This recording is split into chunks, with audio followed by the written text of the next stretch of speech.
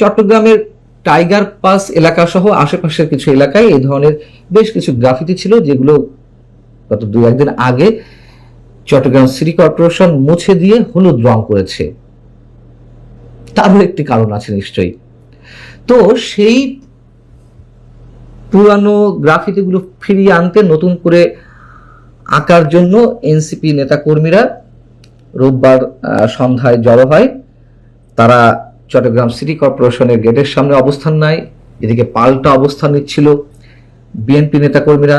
এক পর্যায়ে উত্তেজনা সৃষ্টি হয়, পুলিশ দুই পক্ষকে সরিয়ে দেয় এবং পরবর্তীতে এই ধরনের কোনো কর্মসূচি বা কোনো ধরনের সভা সমাবেশ নিষিদ্ধ ঘোষণা করে সংশ্লিষ্ট এলাকাতে চট্টগ্রাম মেট্রোপলিটন পুলিশ। সোমবার দুপুরের দিকে এনসিপি নেতাকর্মীরা বা নিজেদেরকে জুলাই যোদ্ধা হিসেবে দাবিকারী কিছু তরুণ তরুণী তারা ওই সংশ্লিষ্ট এলাকায় যায় গ্রাফিতি আঁকার জন্য। কিন্তু পুলিশের সঙ্গে ধস্তাধস্তি বাঁধে, ধাক্কাধাক্কি হয়।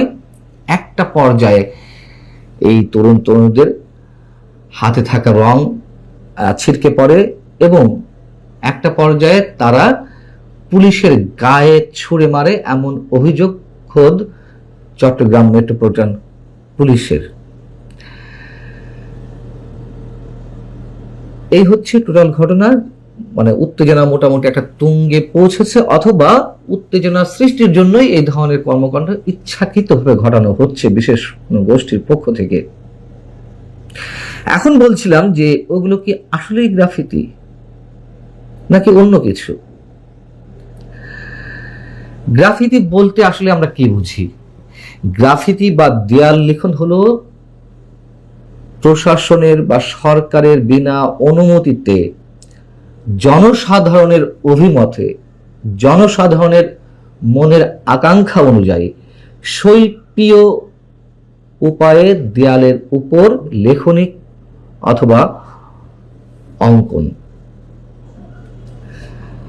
মানে পুঁজিবাদী রাষ্ট্রে সরকারগুলো বা প্রশাসনগুলো তো নীতিবাক্য শুনতে চায় না, তখন এক ধরনের আবেগ সৃষ্টি করার জন্য শৈল্পিক ছোঁয়ায় এ ধরনের গ্রাফিতি আঁকা হয় প্রশাসনের অগোচরে। এবং কারো কারো মতে সংজ্ঞাটা এরকমও যে এক অর্থে গ্রাফিতি সাহিত্য না হয়েও লেখার শিল্প, চিত্রকলা না হয়েও অঙ্কন শিল্প। তাহলে গ্রাফিতি মানেটা তো বোঝা যাচ্ছে। আমরা আওয়ামী লীগ সরকারের সময় একটা গ্রাফিতি সম্পর্কে বেশ পরিচিত হয়ে উঠেছিলাম, সুবোধ পালিয়ে যা। নিশ্চয়ই তার মধ্যে অন্যরকম একটা শিল্পের ছোঁয়া ছিল।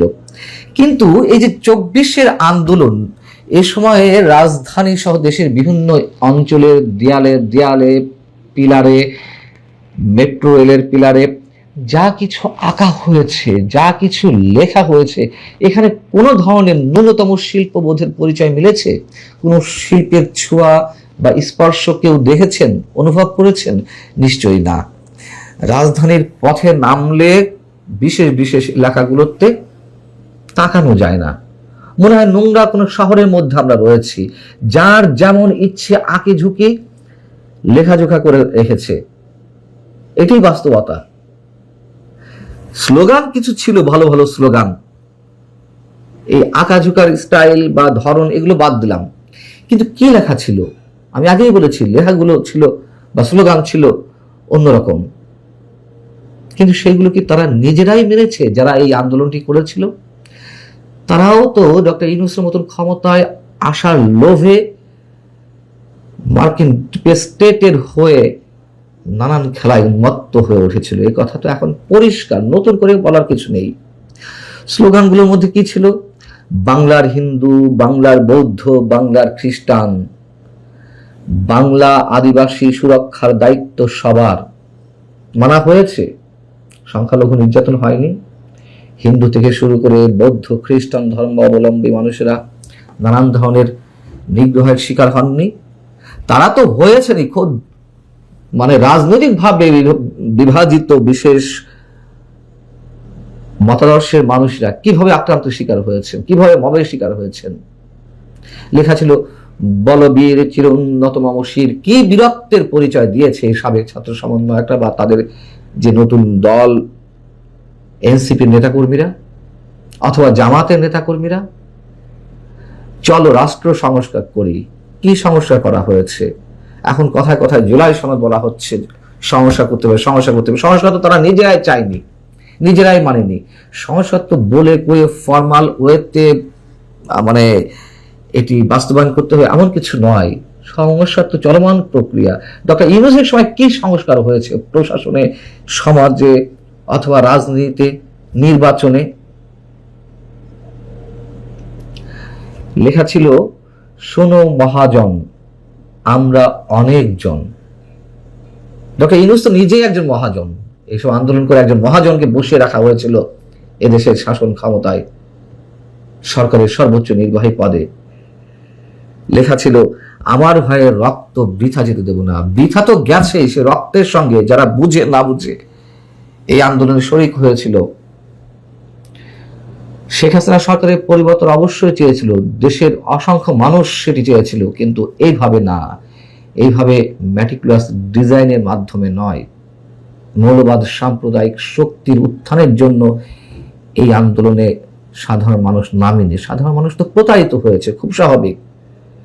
এবং যারা রক্ত দিয়েছেন তাদের রক্তের সঙ্গে প্রতারণা করা হয়েছে। অতএব আমার কাছে মনে হয় যেটি চট্টগ্রাম সিটি কর্পোরেশন যেটি করেছে, খুব যৌক্তিক কাজটি, সময় উপযোগী কাজটি করেছে। রাজধানী থেকেও এইসব গ্রাফিতি মুছে দেওয়া দরকার। অনেক হয়েছে আমাদের আবেগকে নিয়ে খেলার, অনেক হয়েছে আমাদের যে যন্ত্রণা, আমাদের যে হতাশা, সেগুলোকে পুঁজি করে নানান ধরনের খেলা তো আমরা দেখেছি।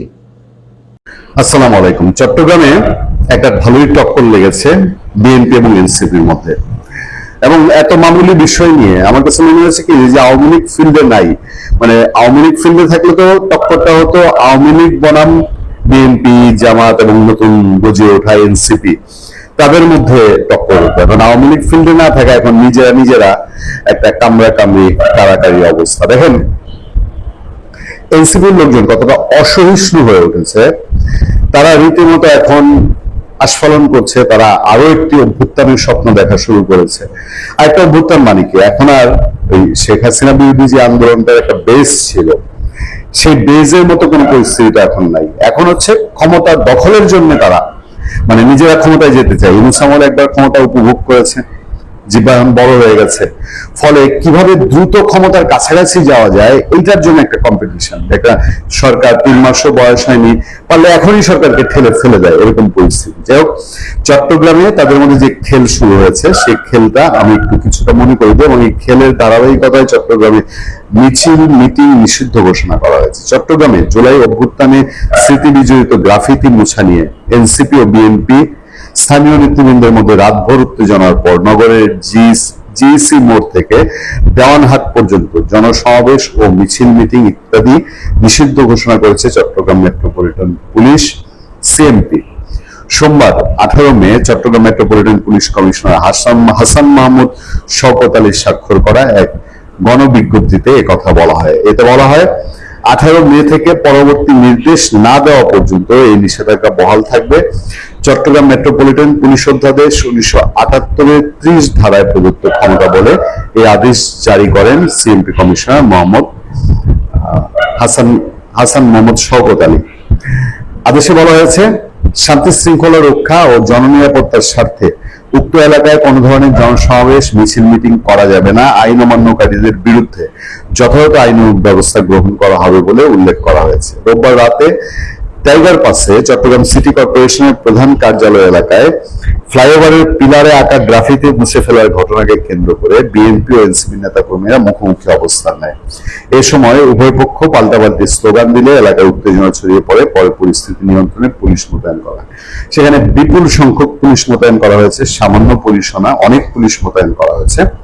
এবং চট্টগ্রাম সিটি কর্পোরেশনের মেয়র সাদত সাহেব তিনি বলেছেন যে চট্টগ্রাম সিটি কর্পোরেশন এই ধরনের কোনো নির্দেশ দেয় নাই। দেখেন, জুলাই গ্রাফিটি মেটিকুলাস ডিজাইনের একটা বড় পার্ট, একটা বড় অংশ মেটিকুলাস ডিজাইনের যে বাজেট ছিল সেই 29 মিলিয়ন ইউএসএ এর, সেই 29 মিলিয়ন ডলারের এই যে গ্রাফিতি গুলো হয়েছিল না জুলাই, সারা ঢাকা শহর, সারা দেশ, চট্টগ্রামে, এগুলো খুব পরিকল্পিত ভাবে একটা নির্দিষ্ট জায়গা থেকে প্ল্যান করে সেই গ্রাফিতি গুলো করা হয়েছিল এবং সেটার পেছনে বিপুল অঙ্কের টাকা বরাদ্দ ছিল, 1-2 কোটি না, বলা হয়ে থাকে শত কোটি টাকা এই গ্রাফিতির জন্য বরাদ্দ করা হয়েছিল এবং এই বরাদ্দের টাকাটা যাদের কাছে গিয়েছে তাদের নাম দাম এখনো প্রকাশ্যে আসেনি।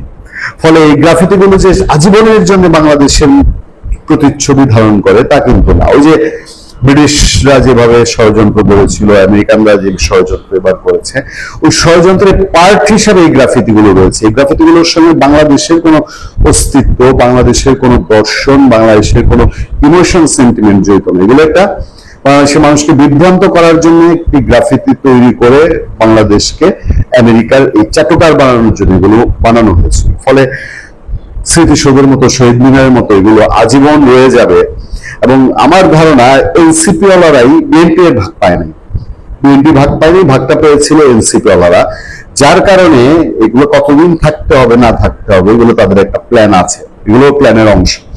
সেই জন্যই গ্রাফিতি নিয়ে কোনো কিছু হলে এনসিপির গায়ে লাগে এখন সবার আগে। এটার মধ্যে কোনো নীতি, আদর্শ, কোনো বিশ্বাসের ব্যাপার নাই, দেশপ্রেমের ব্যাপার নাই, ওইটা সবটাই বাণিজ্যিক ইন্টেনশন। ভালো থাকবেন, সুস্থ থাকবেন। আপনাদের সাথে আতিক রহমান, পূর্ণিয়া।